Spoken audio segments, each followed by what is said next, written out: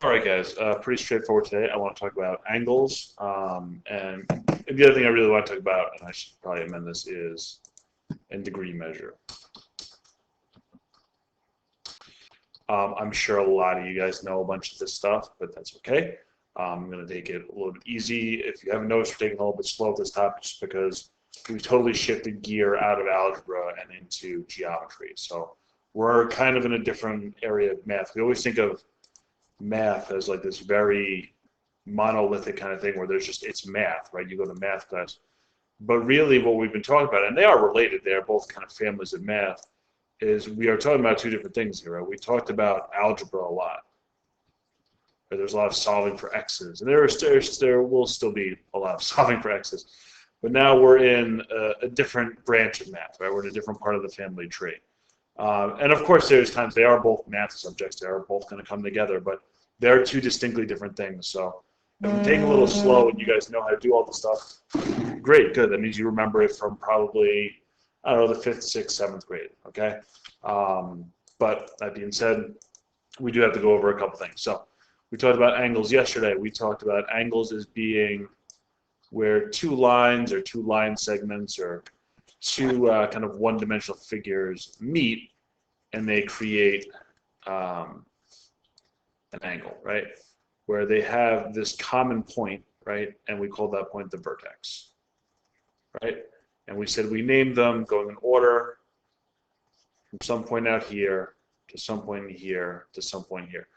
There was something I did forget to mention yesterday, and that's because it's not really important to us yet.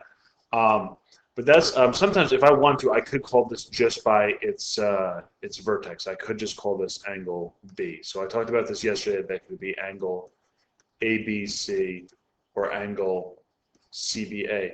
As long as there's no ambiguity, right? This can't be any other angle other than B. But if we had something, say a situation that looked like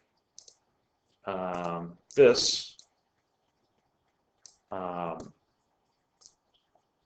right, where I had kind of a bunch of angles all together, right? If I said this was, angle A, B, C, and this was point D down here. Well, if I said angle B, I could be talking about this angle, I could be talking about this angle, I could be talking about this angle. So there's a lot of different things. So there's ambiguity there. So then you have to name it by 3 letters. But here, if you called it angle B, that would really actually be totally fine. Anywho, so how do we measure with degrees? Okay, so first of all, what is a degree? I know you guys have heard degrees before, okay? A degree is a measure of rotation. Okay, so a degree is a measure of rotation. It's 1/360th of a circle. Okay, so most of you guys know 360 is a circle, right? This is where I would encourage you guys to spin around in a rolly chair if you have one, okay?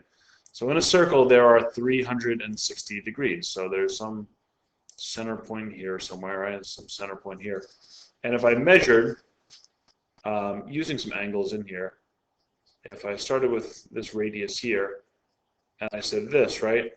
And I just kind of rotated, right? If I just kind of expanded this all the way around, if I went all the way around the circle, that would be 360 degrees of rotation, okay?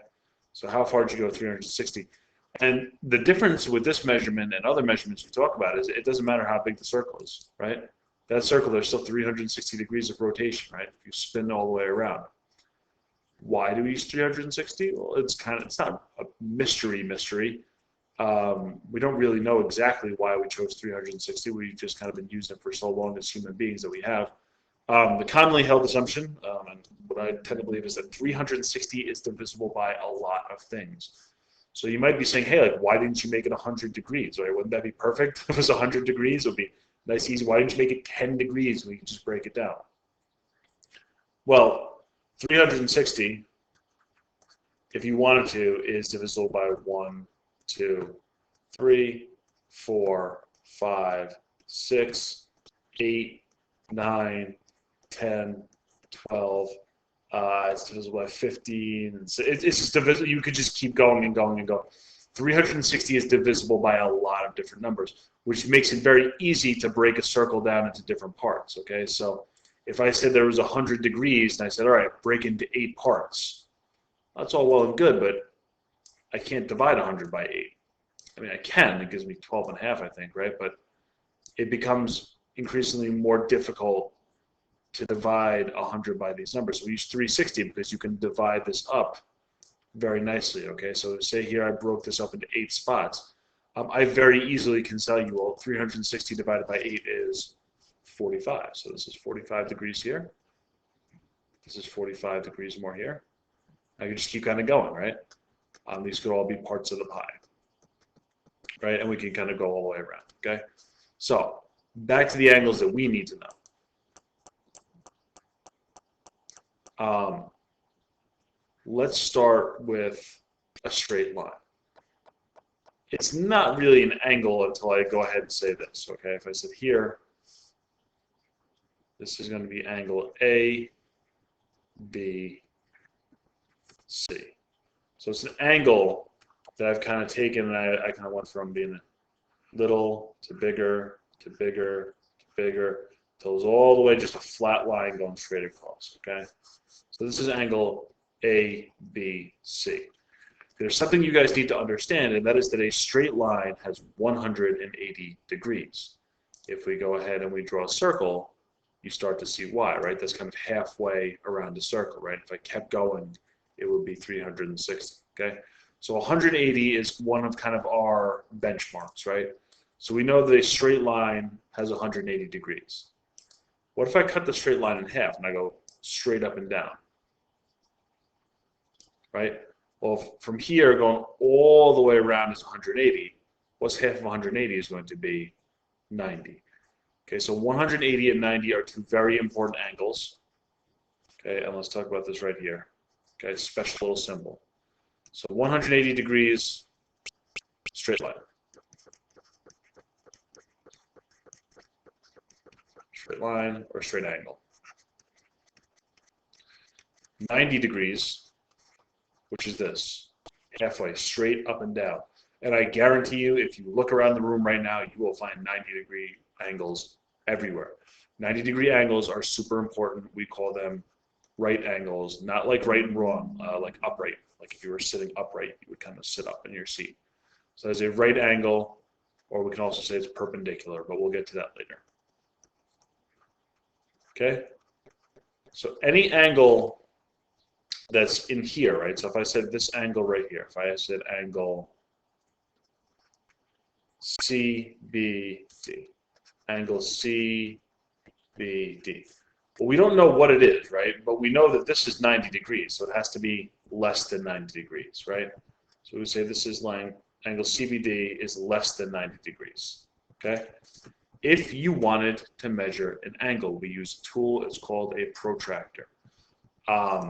Let's go ahead, I'm going to break out a protractor, let's draw some angles, let's talk about it. You should know how to use a protractor, but I'm just going to go ahead and assume that you guys have forgotten, because I know I haven't broken them out this year, so can I make this thing any smaller? Does it have to stay this big? Apparently, yes it does. I can't make this thing smaller?